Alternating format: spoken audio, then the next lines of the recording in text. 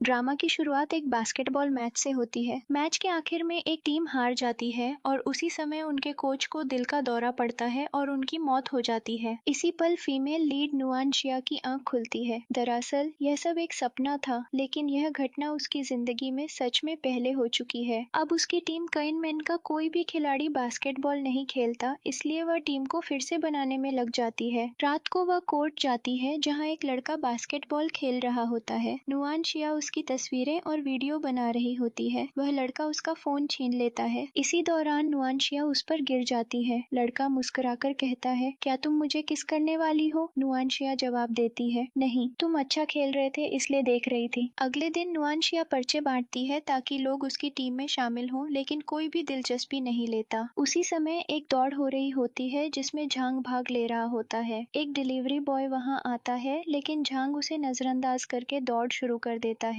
तभी वही delivery boy शुआन भी दौड़ में भागता है और जीत जाता है। कक्षा के दृश्य में मेल लीड जुन शिक्षक के सभी सवालों के सही उत्तर देता है। इसके बाद नुआन शिया अपनी सहेली टूटू के साथ खिलाड़ी ढूंढने निकलती है। उन्हें शेन मिलता है जो पहले कइनमैन टीम का कप्तान था। फिर वे दोनों रैन को ढूंढते हैं जो नुआन शिया का बचपन का दोस्त है, लेकिन अब रैन प्रतिद्वंद्वी टीम शेनवान का हिस्सा है। अगले सीन में नुआन शिया झांग को चुनौती देती है, अगर मैंने बास्केट डाल दी तो तुम मेरी टीम में खेलोगे। वह बास्केट डाल देती है और झांग मान जाता है। अब वह झुन के पास जाती है और उससे टीम में शामिल होने की बात करती है। तभी रैन आकर झुन को चुनौती देता है। झुन ने कई महीनों से बास्केटबॉल नहीं खेला होता, इसलिए रैन जीत जाता है। तभी एक लड़की ऐना की एंट्री होती है जो झुन को पसंद करती है। मैच के दौरान एक बॉल नुआन शिया से टकराने ही वाली होती है, लेकिन झुन उसे बचा लेता है। यह देखकर ऐना जलन महसूस करती है। रैन 3 बास्केट डालकर शेन से कहता है कि यह तरीका आपने ही सिखाया था। यह देखकर जुन गुस्से में वहां से चला जाता है। नुआन शिया उसके पीछे भागती है और कहती है, क्या मैं सिर्फ तुम्हारे पीछे भागने के लिए पैदा हुई हूँ? कृपया हमारी टीम में शामिल हो जाओ और रैन को हराओ। इसके बाद नुआन शिया को पता चलता है कि प्रधानाचार्य बास्केटबॉल कोर्ट तोड़ने की बात कर रहे हैं। वह विनती करती है, कृपया थोड़ा इंतजार कीजिए, मैं खिलाड़ी जुटा लूंगी। प्रधानाचार्य जानते हैं कि वह कोत्सु की बेटी है, इसलिए मान जाते हैं। एक दिन वह जुन के हॉस्टल में जाती है। तभी सफाई करने वाली आंटी आती है तो जुन एक लड़के से कहता है सब संभालने के लिए और खुद नुआन शिया के साथ छिप जाता है। तभी एक तिलचट्टा आ जाता है और दोनों डरकर एक दूसरे के करीब आ जाते हैं। जब लड़का वापस आता है तो देखता है कि नुआन शिया जुन की गोद में बैठी है। फिर तूतू बार बार जुआन से सामान मंगवाती है। जुआन थक कर कहता है, तुम दोनों मेरा सताना बंद करो। नुआन शिया कहती है कि वह हमारी टीम में शामिल हो जाए। जुआन मना कर देता है क्योंकि उसके पास पहले से ही काम है। तब नुआन शिया एक चाल चलती है। कक्षा के समय पर ऑर्डर देती है ताकि प्रधानाचार्य जुआन को पकड़ लें कि वह कक्षा छोड़कर काम कर रहा है। प्रधानाचार्य उसे डांटते हैं और नौकरी छोड़ने को कहते हैं। इस तरह जुआन को मजबूरी में टीम ज्वाइन करनी पड़ती है। इसके बाद कक्षा में सब बातें करते हैं कि जुन और नुआन शिया एक दूसरे को पसंद करते हैं। जुन को झेंग कुछ तस्वीरें दिखाता है जिनमें नुआन शिया जुआन को मनाने की कोशिश कर रही होती है। तभी शिक्षक अचानक परीक्षा का ऐलान करते हैं। 20 मिनट में जुन पेपर पूरा करके जमा कर देता है। शिक्षक देखकर हैरान हो जाते हैं और उसे जाने की अनुमति दे देते हैं। जुन सीधा बास्केटबॉल कोर्ट पहुंचता है जहां ऐना और नुआन शिया झगड़ रही होती है। जुन नुआन शिया का हाथ पकड़कर उसे ले जाता है। इसके बाद एक तस्वीर वायरल होती है जिसमें जुन नुआन शिया का हाथ पकड़कर उसे ले जा रहा होता है। सब उसका मजाक उड़ाते हैं। नुआन शिया जवाब देती है, मैं असली नुआन शिया हूँ, अगर किसी को दिलचस्पी है तो हमारी बास्केटबॉल टीम में शामिल हो। सब इसे झूठ समझते हैं। तब जुन एक आवाज संदेश पोस्ट करता है जिसमें कहता है, हम दोनों का रिश्ता नहीं है, यह सिर्फ बास्केटबॉल के लिए है। इसके बाद कुछ लड़के टीम में शामिल होना चाहते हैं। नुआन शिया को लगता है कि झांग उन्हें पैसे दे रहा है। जुन कहता है, तुम, मैं और झांग हैं, अब फांग को भी बुलाओ। फांग आ जाता है, लेकिन ऐना नाखुश होती है क्योंकि फांग उसे पसंद करता है। अब टीम का खेल बेहतर होने लगता है, लेकिन रैन भी अपनी टीम के साथ अच्छा प्रदर्शन करता है। रैन को एक सपना आता है जिसमें वह बास्केट नहीं डाल पाता और उनकी टीम हार जाती है, जिसके बाद कोत्सु को दिल का दौरा पड़ता है। इस बीच नुआन शिया को टूटू याद दिलाती है कि आज खिलाड़ियों को जुटाने का आखिरी दिन है। अगर आज टीम पूरी न हुई तो प्रधानाचार्य दूसरा मौका नहीं देंगे। नुआन शिया आत्मविश्वास से कहती है, चिंता मत करो, मेरी आकर्षण शक्ति के सामने कोई नहीं टिक सकता। वह प्रधानाचार्य के पास जाती है और कहती है, मैंने 4 खिलाड़ी ढूंढ लिए हैं, अब केवल एक बाकी है। ये तभी जून आता है और कहता है,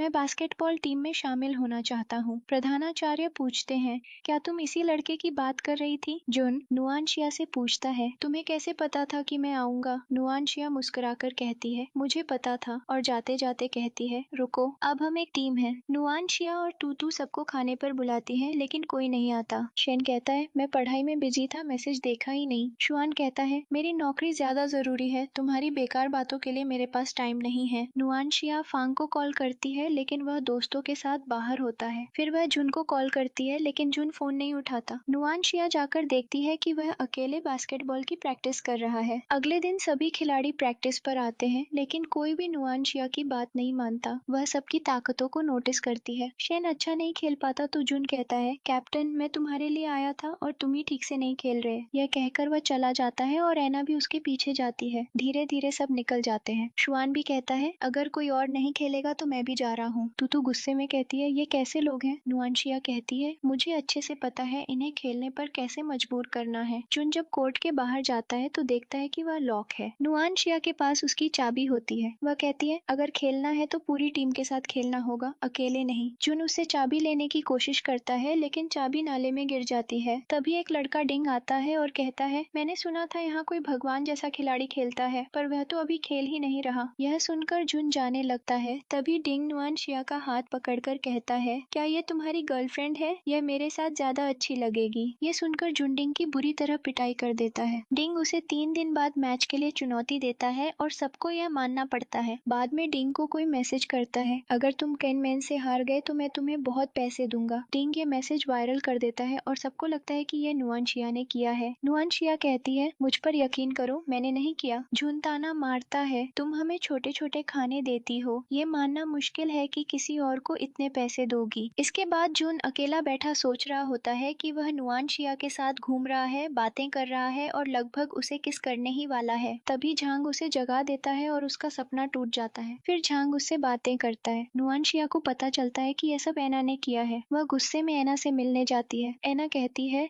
मैंने यह सब केन मैन टीम के लिए किया। हमारी टीम पहली बार खेल रही है, इसलिए मैंने डिंग से कहा कि हार जाओ और बदले में पैसे ले लो। मैंने यह सब जुन के लिए किया। नुआनशिया सोचती है कि एना की सोच सही थी, लेकिन तरीका गलत। इसके बाद नुआनशिया सबको समझाती है कि कैसे खेलना है, लेकिन उसे समझ नहीं आता कि जुन को क्या कहना चाहिए। जुन गुस्से में कहता है, तुम्हें तो पता भी नहीं कोचिंग कैसे की जाती है, तुम कभी अच्छी कोच बन ही नहीं सकती। यह सुनकर सब वहाँ से चले जाते हैं। फिर फाइनल मैच का दिन आता है। रेन अपने कोच से केन मैन टीम के खिलाड़ियों पर चर्चा करता है। वह कहता है, फेंग तो मजबूत खिलाड़ी है, लेकिन शेन और जुन लंबे समय से नहीं खेले हैं और शुआन कैसे खेलता है ये हमें पता ही नहीं। मैच शुरू होता है। केन मैन अच्छा नहीं खेल पाते। ब्रेक में नुआनशिया रणनीति देती है, 4 खिलाड़ी एक को रोकेंगे और जो सबसे अच्छा खिलाड़ी है वह बास्केट पर ध्यान देगा। इस तरह सब मेहनत करते हैं और जुन भी पूरा प्रयास करता है। टीम बहुत अच्छे पॉइंट्स लेती है, लेकिन फिर भी सिर्फ 1 पॉइंट से हार जाती है। फिर भी दर्शक केन मैन टीम से खुश होते हैं क्योंकि उन्होंने अच्छा खेल दिखाया। इसके बाद सब खाना खा रहे होते हैं। तभी रैन नुआनशिया को मैसेज करता है और वह उससे मिलने जाती है। झांग को लगता है कि जुन को नुआनशिया पसंद है, इसलिए वह तुरंत जुन को मैसेज करता है, भाभी दुश्मन से मिलने गई है। फिर जुन और झांग कैफे के बाहर से देखते हैं कि नुआनशिया और रैन बातें कर रहे हैं। रैन कहता है, अगर उस दिन मैंने बास्केट डाला होता तो कोच जिंदा होते। नुआनशिया कहती है, पुरानी बातें छोड़ दो। रैन उसे बुके देता है। नुआनशिया कहती है, काश जिसे मैं पसंद करती हूँ वही मुझे यह देता। रैन कहता है, मुझे पता है तुम्हें जुन पसंद है। उधर जुन ये सब देखता है और गलतफहमी हो जाती है। जब नुआनशिया बाहर आती है तो जुन उससे कहता है, मैं टीम छोड़ रहा हूँ। अगले दिन सब जुन का इंतजार करते हैं, लेकिन वह नहीं आता। इस बीच एना का पिता, जो जुन का दोस्त भी है, उसके साथ होता है। एना जुन के साथ फ्लर्ट करने लगती है। तभी जुन को नुआनशिया का कॉल आता है और वह उसे एड्रेस भेज देता है। नुआनशिया वहाँ पहुँचती है तो जुन कहता है, मुझे एना से बचाओ। यहाँ दोनों कपल जैसा बर्ताव करते हैं और नुआनशिया जुन को किस करती है। बाद में वह कहती है, घबराओ मत, मैंने सिर्फ गाल पर किस किया है। इसके बाद नुआनशिया जुन को बताती है, दरअसल रैन मेरा बचपन का दोस्त है, इससे ज्यादा कुछ नहीं। यह सुनकर जुन खुश हो जाता है। इस बीच झांग अस्पताल में भर्ती होता है क्योंकि उसके पैर में चोट लग जाती है। वह कहता है, मैंने कोर्ट में भूत देखा और भागते भागते चोट लग गई। फिर जुन क्लास में प्रेजेंटेशन देता है और सबको समझाता है कि भूत प्रेत जैसी कोई चीज नहीं होती। बाद में नुआनशिया सबके साथ चर्चा करती है, मुझे कोर्ट में पहरा देना होगा, कोई तो मेरे साथ आना चाहिए। जुन भले ही भूतों पर विश्वास नहीं करता, लेकिन अंदर से थोड़ा डरता है। फिर भी नुआनशिया उसे अपने साथ ले जाती है। दूसरी तरफ तूतू झांग की देखभाल कर रही होती है और उसे खाना देती है। वह कुर्सी पर बैठी होती है तो शुआन कहता है तुम बिस्तर पर आओ और खुद कुर्सी पर सो जाता है। सुबह जब वे उठते हैं तो नर्स शुआन से कहती है तुम्हारी गर्लफ्रेंड बहुत क्यूट है, इधर कई दिन से कोर्ट में कोई नहीं आता। अचानक एक दिन कोई भूत का रूप बनाकर आता है। नुआनशिया उसे पकड़ लेती है और देखती है कि वह ऐना है। ऐना रोने लगती है और नुआनशिया को यह मजेदार लगता है। बाहर आकर जुन भी हंस रहा होता है। फिर नुआनशिया सबको इकट्ठा करती है और कहती है जुन टीम में वापस आ गया है। शुआन भी अस्पताल से लौट आया है। भूत वाली घटना के बाद फांग को भी ऐना के साथ टाइम बिताने का मौका मिल गया, लेकिन नुआनशिया देखती है कि अब भी टीम में एकता नहीं है, तो वह नया तरीका लाती है, लव ट्रेनिंग। वह कहती है सबके हाथ एक दूसरे से बांध दिए जाएंगे और यह बंधन शाम 7 बजे के बाद ही खुलेगा। वह जून का हाथ शुआन से बांध देती है क्योंकि ये दोनों हमेशा लड़ते रहते हैं। शैन, झांग और फांग के हाथ भी एक साथ बांध देती है। अब जून और शुआन एक जगह पहुंचते हैं। वहाँ कुछ लड़कियां कहती हैं ये दोनों बहुत हैंडसम है। शुआन उन लड़कियों से कहता है तुम लोग जून के साथ फोटो खिंचवा सकती हो, लेकिन उसके लिए तुम्हें मुझसे पैसे देने होंगे। जून को यह सब पसंद नहीं आता, लेकिन मजबूरी में उसे मानना पड़ता है। दूसरी तरफ शैन लैब में टेस्ट कर रहा होता है। इधर शुआन और जून एक लग्जरी रेस्टोरेंट में जाते हैं। जून आराम से खाना खा रहा होता है, लेकिन महंगे दाम देखकर शुआन कुछ नहीं ले पाता। जून कहता है सुबह मुझे परेशान करने के लिए माफी मांगो। मजबूरी में शुआन सॉरी कहता है। तब जून उसके लिए भी खाना ऑर्डर करता है। नुआनशिया ये सब छुपकर देख रही होती है। बाहर आने पर जून उसे देख लेता है। नुआनशिया उसे शकरकंद खाने को देती है। अगले दिन जून बास्केटबॉल कोर्ट पर नहीं आता। नुआनशिया को पता चलता है कि उसके दिए शकरकंद खाने के बाद जून की तबीयत बिगड़ गई। वह जून के पास जाती है और कहती है दवा खा लो, लेकिन जून दवा नहीं खाना चाहता। तब नुआनशिया घर की चीजों से कुछ अच्छा बनाने की कोशिश करती है, पर सब जल जाता है। इसी बीच जून के हॉस्टल की आंटी आ जाती है और कहती है तुम फिर यहाँ आ गई। यह सुनकर जून और नुआनशिया हंसने लगते हैं। जून कहता है आंटी मैं बीमार हूँ, इसलिए मेरी बहन आई है, आप चिंता मत करो। बाद में सब खिलाड़ी बास्केटबॉल कोर्ट पर मिलते हैं। अब सबके बीच अच्छा रिश्ता बनने लगता है। फैसला होता है कि सब जून के घर के स्विमिंग पूल पर मजे करने जाएंगे। उधर डिंग रैन की टीम में शामिल हो जाता है। रैन उसकी जिद से तंग आकर उसे बार बार मौका देता है। जून के घर पर नुआनशिया तैरना नहीं जानती। वह गुब्बारे के सहारे पानी में जाती है। झांग हंसकर कहता है कोच आपको ये भी नहीं आता। नुआनशिया कहती है नुआनशिया सब कर सकती है। वह गुब्बारा हटाती है और डूबने लगती है। जून कूदकर उसे बचाता है। फिर झांग कहता है जून तुम्हें नुआनशिया को प्रपोज करना चाहिए। जून झांग के साथ केक लेकर आता है, लेकिन कुछ कह नहीं पाता। बस इतना बोलता है तुम बहुत अच्छी कोच हो और चला जाता है। अगले दिन स्कूल में झांग दीवार से पोस्टर गिरा देता है जिस पर लिखा है आई लव यू नुआनशिया। प्रिंसिपल गुस्सा हो जाती है और नुआनशिया झांग और जून को बुलाती है। जून और नुआनशिया सारा दोष झांग पर डाल देते हैं। प्रिंसिपल झांग पर नाराज होती है। बाद में झांग कहता है मैंने यह सब तुम दोनों के लिए किया और तुमने मुझे ही फंसा दिया। यह सुनकर नुआनशिया गुस्सा हो जाती है। झांग इतनी मेहनत कर रहा है ताकि जून मुझे प्रपोज करे, लेकिन जून कुछ कह ही नहीं रहा। इस बीच नुआनशिया पैसों की कमी से सोच रही होती है कि कोर्ट कैसे चलाया जाए। वह सामान लाने वालों की मदद करने लगती है। तभी जून आकर कहता है तुम्हें यह सब करने की जरूरत नहीं, और उसे वहाँ से ले जाता है। नुआनशिया कहती है मैं इंडिपेंडेंट लड़की हूँ, तुमसे पैसे नहीं ले सकती। जून कहता है ठीक है तो मैं टीम को स्पॉन्सर कर दूंगा। इसके बाद वह सबके लिए नए जर्सी लाता है। इधर कॉलेज के बाहर एक स्मार्ट लड़का बैठा है, लू, जो एना का दोस्त है। एना उससे कहती है जून मुझे ध्यान नहीं देता।